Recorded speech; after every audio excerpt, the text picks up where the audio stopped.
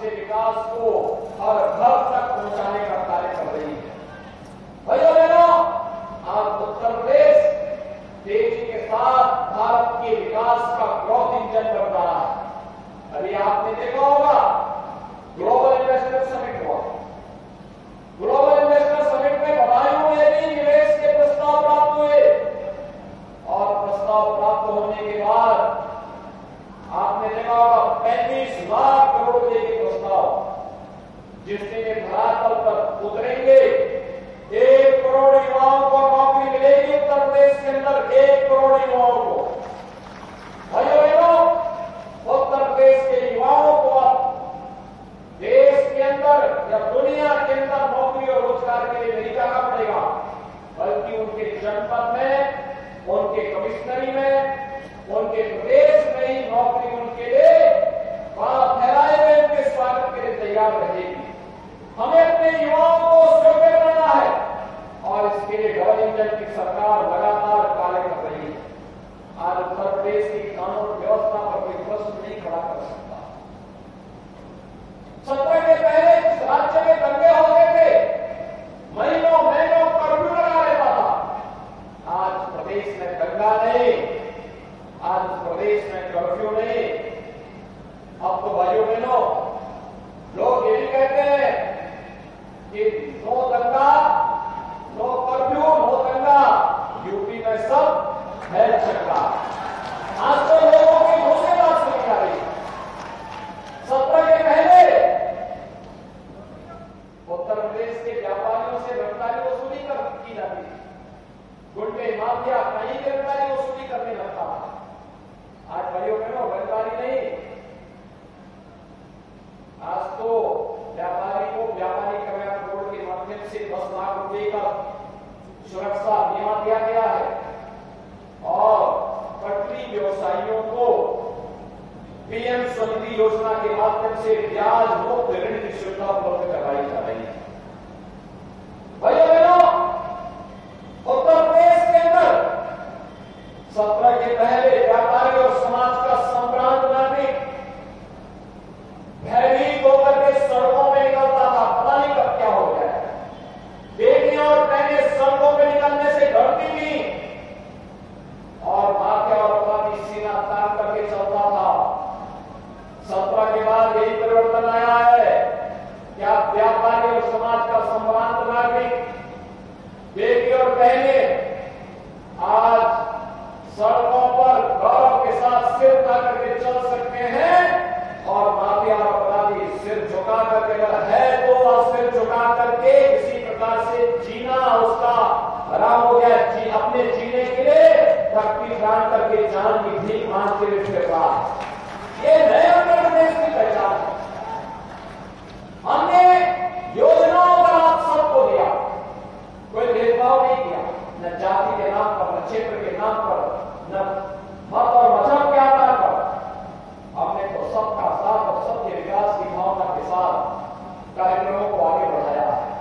हमने तुष्टीकरण नहीं की, हमने समाज के सशक्तिकरण के कार्यक्रम को आगे बढ़ाया है और सशक्तिकरण इसी कार्यक्रम के साथ जुड़ते हुए आज जब चर्चा होती है, मैं देखता हूं जब आपके विधायक महेश गुप्ता मेरे पास आते हैं और कहते हैं कि हमें तो पैसा चाहिए बदायूं के लिए, क्योंकि बदायूं में सिल्वर लाइन पड़नी है और हर घर नल की योजना लागू होनी है।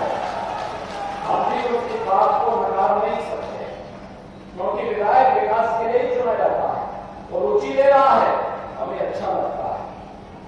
मुझे अच्छा लगता है जब आदमी सिंह आते हैं, कहते हैं कि हमारे दातागंज में हर घर नल की योजना लागू होनी चाहिए। हम लोग पैसा देते हैं, बोलते हैं हर घर में लागू होना चाहिए। तो हरीश के आते हैं इसके बारे में कहने के, हमें अच्छा लगता है कि विकास के बारे में लोग बात कर रहे हैं, उद्योग बनाने की बात कर रहे हैं और कुछ नया करने के बारे में सोचते हैं, इंफ्रास्ट्रक्चर के लिए कार्य करने की बात करते हैं।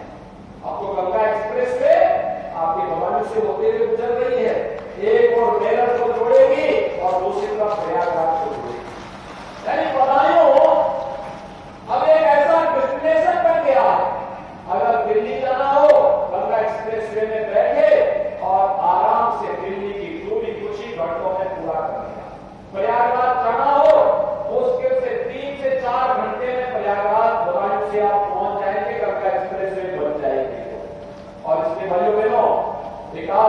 प्रक्रिया को तेजी के साथ आगे बढ़ाते हैं। आज भाइयों गुरुकुल निर्माण किया जाता है, विकास तेजी के साथ आगे बढ़ता हुआ दिखाई दे रहा है। और इसीलिए आज मैं आपके पास आया हूं। नगरीय जीवन में बेहतर सुविधाएं हर नागरिक का अधिकार है।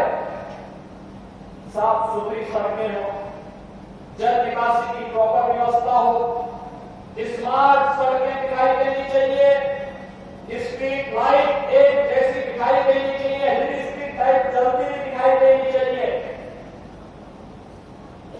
आय और निवास और जन्म प्रमाण पत्र के साथ साथ जन्म और मृत्यु प्रमाण पत्र भी ऑनलाइन नगर निकायों के माध्यम से मिलते हुए दिखाई देने चाहिए। ये सभी कार्य नगर निकायों के माध्यम से हो। इसके लिए डबल इंजन की सरकार आज आपके पास आई आपसे कहने के लिए। इसके लिए नगर निकाय का अच्छा बोर्ड गठित होना चाहिए और नगर निकाय के इस बोर्ड के गठन के लिए ही आज मैं आपसे अपील करने के बधाइयों जनपद में आया हूं कि भाइयों बहनों, इस चुनाव के बाद सही हमें आपके बीच में इतनी भारी संख्या में उपस्थित होकर के आप सबके साथ संवाद बनाने का अवसर प्राप्त हो रहा है। और इसीलिए आज मैं आपके पास आया हूं आपसे कहने के लिए कि भारतीय जनता पार्टी ने 21 के 21 नगर निकायों में अपने प्रत्याशी उतारे हैं, नगर पालिकाओं में भी और नगर पंचायतों में। बदायूं जिले में मुझे बताया गया कि 7 तो यहां पर नगर पालिकाएं हैं और साथ इसके साथ ही नगर पंचायतों की संख्या यहां पर 14 है। यानी इतने बड़े पैमाने पर नगर निकाय दिखाता है कि बदायूं विकास की प्रक्रिया के साथ तेजी के साथ आगे बढ़ेगा। लोगों में विकास की सोच है, नगरीय सुविधाओं को प्राप्त करने की एक लालसा है और उसी के साथ अपने आप को जोड़ने के लिए आज जनसभा के बीच आए हैं आपसे कहने के लिए। बदायूं में जो मांगा हमने इससे पहले उपलब्ध कराया और आज मैं आया हूं आपसे कहने के लिए कि डबल इंजन की सरकार जो पैसा बदायूं के लिए दे, हमारे विधायक और सांसदगण जो पैसा बदायूं के लिए लेकर के आए, उस पैसे का सही इस्तेमाल यहाँ के विकास के और जनता की बुनियादी सुविधाओं पे खर्च हो सके, इसके लिए डबल इंजन की सरकार में सहयोग करने वाला बोर्ड होना चाहिए और ये केवल भाजपा कर सकती है, भाजपा के कार्यकर्ता कर सकते हैं। और इसके लिए भारतीय जनता पार्टी ने नगर पालिका परिषद बदायूं में श्रीमती दीपमाला गोयल को अपना प्रत्याशी बनाया है।